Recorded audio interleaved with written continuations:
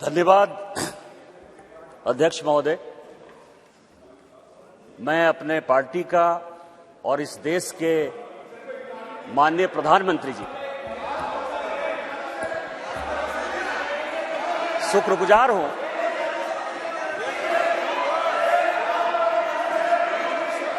कि इस ऐतिहासिक बिल पर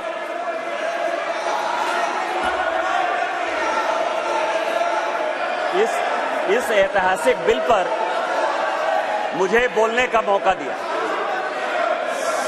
सर सी बात कह सकता है, प्लीज बैठिए। नो सर सर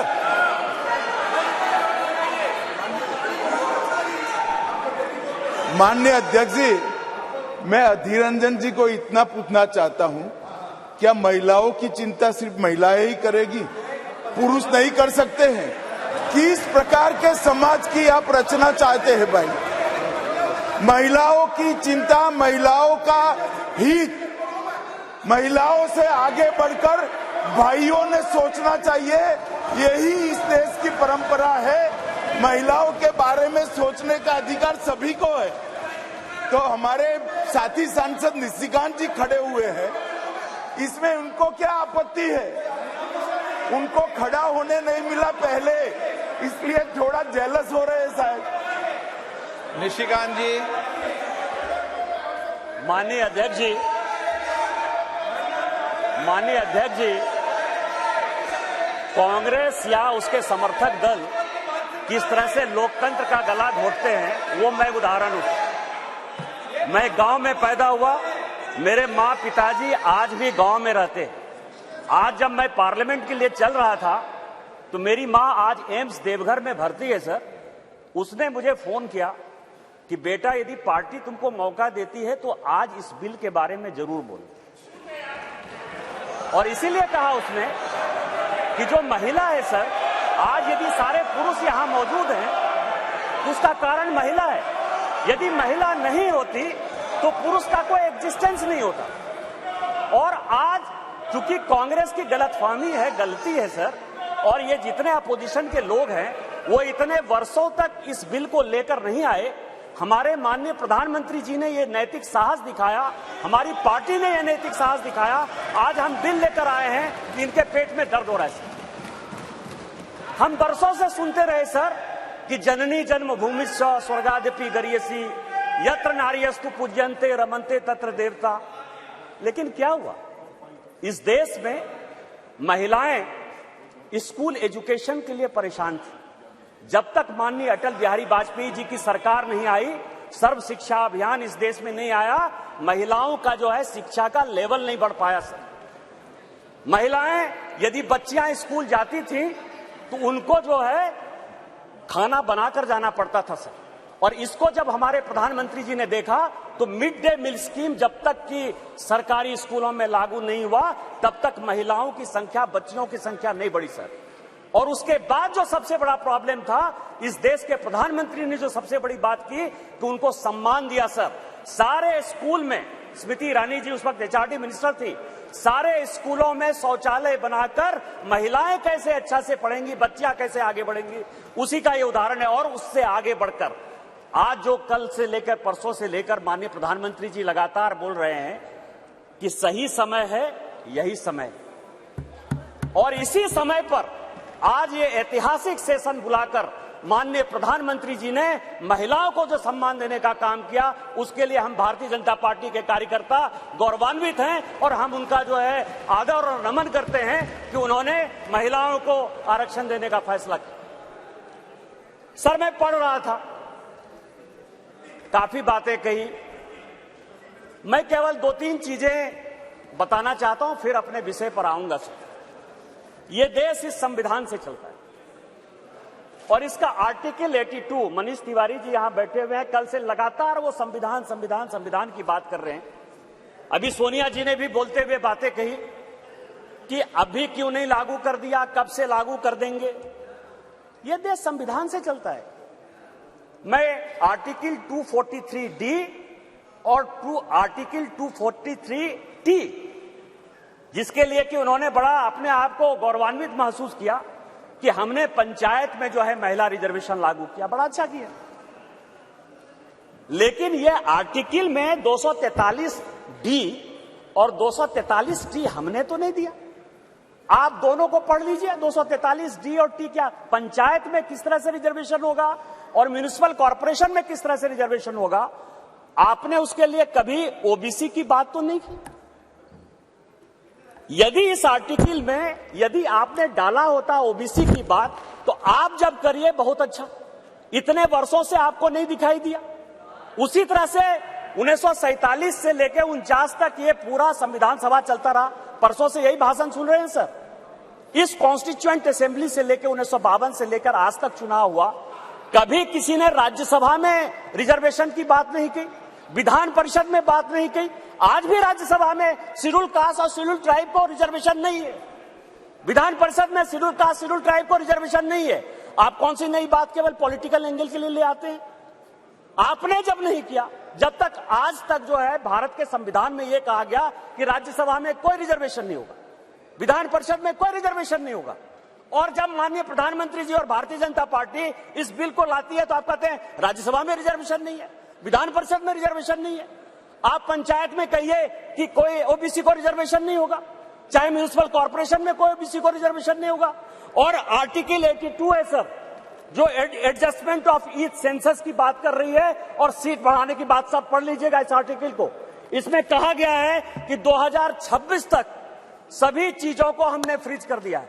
आप अनकॉन्स्टिट्यूशनल काम करना चाहते हैं, आप उसके ऊपर जो है कहते हैं कि 2024 से लागू कर दीजिए, तुरंत सुप्रीम कोर्ट में जाएगा और सुप्रीम कोर्ट में तुरंत वो स्टक डाउन हो जाएगा। क्या आप चाहते हैं कि महिलाओं को रिजर्वेशन नहीं दें? और जिस तरह से आप केवल राजनीति के माध्यम से इस महिला रिजर्वेशन को लॉलीपॉप बनाते रहे, घुमाते रहे, वही भारतीय जनता पार्टी करे। हमारे प्रधानमंत्री जी हैं जो कहते हैं कि जिसकी मैं शुरुआत करता हूं उसका अंत भी करता हूं।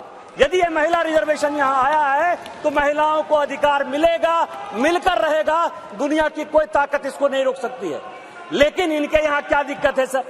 इनके यहां सबसे बड़ी दिक्कत है, और अभी जितने स्पीकर बोलने वाले हैं सर, वो स्पीकर 2026 में ये आर्टिकल 82 पढ़िए, संविधान को जो है पढ़िए, जो संविधान में लिखा हुआ है कि सेंसस होगा, सेंसस के बाद डिलिमिटेशन होगा और डिलिमिटेशन के बाद जो है हम उसको लागू करेंगे। और ये आर्टिकल 82 कह रहा है, ये 82 कह रहा है।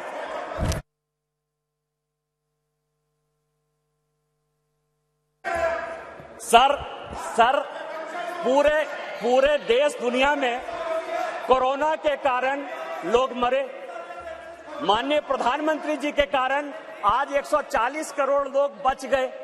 इस पार्लियामेंट को चलाने में आप जैसे लोगों को क्या समस्या होगी सर? लोकसभा, राज्यसभा, लॉबी, सभी जगह सांसद बैठकर कानून पास करते रहे। भाई मरता था तो भाई का लाश जलाने के लिए कोई नहीं जाता था, पिता मरते थे तो पिता का लाश जलाने के लिए बेटा नहीं जाता था। उस कोरोना से बचकर हम आए हैं 2 साल के बाद। आपका तो आपने क्यों नहीं कराया, आपने क्यों नहीं कराया? कितने लोग थे जो रोड पर घूम रहे थे, कितने लोग थे जो खाना खिला रहे थे, सारे जगह के ट्रेन बंद थे, सारे जगह की स्थितियां बंद थी। भागलपुर पूरा जो है भारत जो है किस तरह के विकट परिस्थिति में था सर?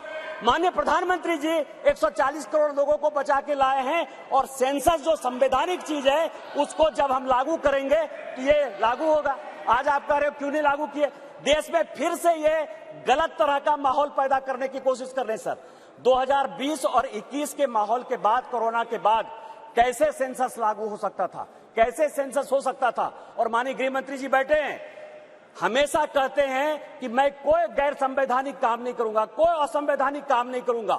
यदि सेंसस होना है तो उसका भी डेट घोषित होगा, सेंसस होगा, डिलिमिटेशन होगा और महिलाओं को रिजर्वेशन मिलेगा। यही तो इस बिल में है 334 से, जिसके बारे में कि माननीय कानून मंत्री जी कह रहे थे सर। लेकिन क्या समस्या है कि ये अपने जो 26 पार्टियों का एक जो घमंडिया गठबंधन बनाया है सर, इंडी अलायंस, उसके सारे नेताओं का मैं भाषण पढ़ रहा था। आज सोनिया जी जब बोल रही थी तो मुझे लग रहा था कि वो राजनीति से ऊपर उठकर बोलेंगी, क्योंकि वो अपोजिशन की आवाज थी। मैं उनका सम्मान करता हूं सर। इस महिला रिजर्वेशन के लिए जिन महिलाओं ने पार्लियामेंट के अंदर और पार्लियामेंट के बाहर सबसे ज्यादा आवाज उठाई, वो बंगाल की गीता मुखर्जी थी और भारतीय जनता पार्टी की सुषमा स्वराज थी। ये दोनों यदि नहीं रहती तो आज ये दिन भी देखने को नहीं मिलता। 33% यदि रिजर्वेशन लोकसभा और विधानसभा में यदि लागू होने वाला है और माननीय प्रधानमंत्री जी लेकर आए हैं इन दो महिलाओं का, लेकिन सोनिया जी ने अपने पूरे भाषण में न गीता मुखर्जी का जिक्र किया न सुषमा स्वराज का जिक्र किया। यह किस तरह की राजनीति है? अपना क्रेडिट लेना चाहती हैं कि हमारा बिल है।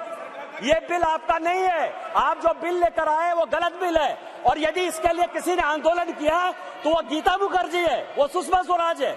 आपने ये नहीं बोलकर इस महिला बिल में भी राजनीति करने की कोशिश की, और आज का पूरा क्रेडिट जो जीता वो सिकंदर, जो गोल मारता है, यहाँ बंगाल के लोग बैठे हुए हैं, जो गोल मारता है उसी के नाम से गोल मारा जाता है। माननीय प्रधानमंत्री जी गोल मारने को तैयार हैं। ये भारतीय जनता पार्टी का बिल है और ये माननीय प्रधानमंत्री जी का बिल है, आपको ये मानना पड़ेगा। दूसरा सवाल है कि इनके जो अपोजिशन के लोग हैं सर, जो 26 पार्टियों का इंडी गठबंधन बना है, इसमें आप समझिए इनकी भावना कैसे है, महिलाओं के बारे में ये कैसा सोचते हैं। ये सोचते हैं, अब नहीं रहे, इसी सदन के सदस्य थे, राज्यसभा के भी सदस्य थे, इनके पार्टी के बड़े नेता थे अपोजिशन के, वो कहते हैं कि परकटी महिलाएं आ जाएंगी। क्या महिलाओं के लिए इस तरह की बातें होनी चाहिए? दूसरी बात जो है, ये दूसरे नेता जो है 2011 में मैं अध्यक्ष जी आपको दो कहानी बताना चाहता हूं, और ये वर्षों से मेरे मन में था। इस पार्लियामेंट में 2 बार संजोग से मैं 2009 में सांसद बनकर आया, अनुराग ठाकुर जी से लेकर राजनाथ जी सबों के साथ काम करने का मौका मिला सर। 2011 और 2013 में 2 भयंकर घटना हुई इसी वेल में। 2011 में जब 2010 में ये बिल पास हो गया राज्यसभा में, और जब यहां 2011 में जिसको कि ये लागू नहीं करना चाहते थे बिल लेकर आए, और जब बिल उधर से इंट्रोड्यूस हो रहा था तो इन्हीं के सहयोगी दल के सांसदों को इसी कांग्रेस ने इसी बिल में पीटा सर। 2 बिल था, एक महिला रिजर्वेशन का 2011 में और 2013 में प्रमोशन इन रिजर्वेशन। और प्रमोशन इन रिजर्वेशन में मैं जब बात करूंगा तो ये पूरे के पूरे बेंच खड़े हो जाएंगे सर। यही वी नारायण स्वामी बिल को पेश कर रहे थे, समाजवादी पार्टी के यशवीर सिंह, शेड्यूल कास्ट थे सर, ये कहते अधिकार की बात, शेड्यूल कास्ट शेड्यूल ट्राइब की बात करते हैं सर। यही यशवीर सिंह यहां पार्लियामेंट में उस तरफ से गए, वी नारायण स्वामी का उन्होंने बिल खींच लिया।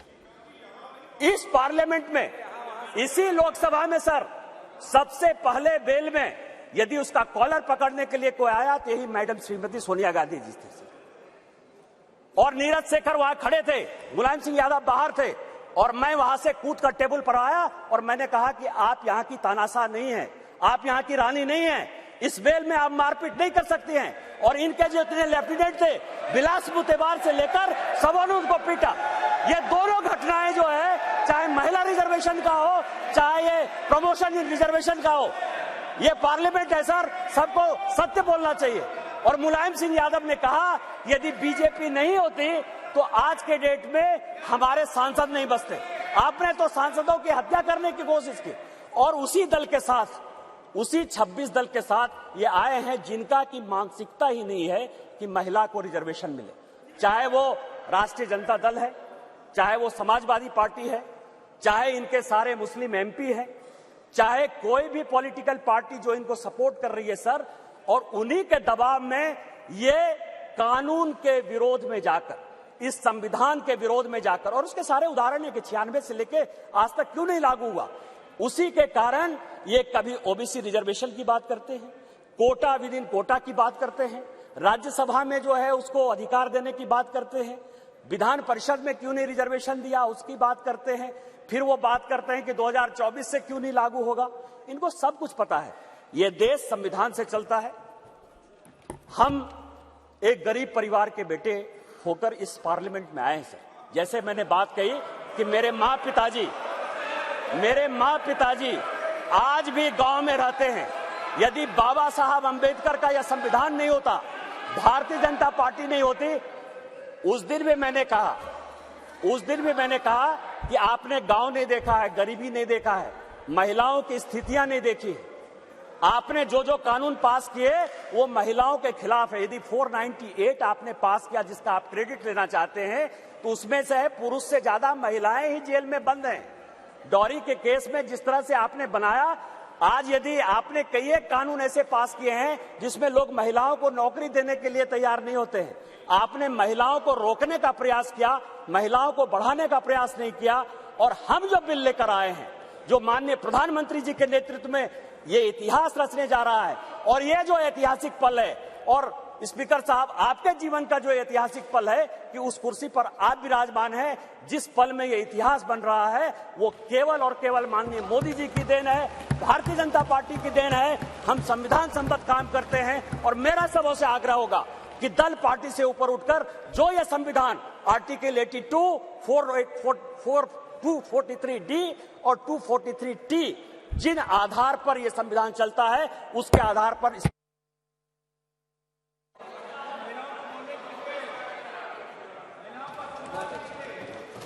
श्रीमती कनिमोझी जी।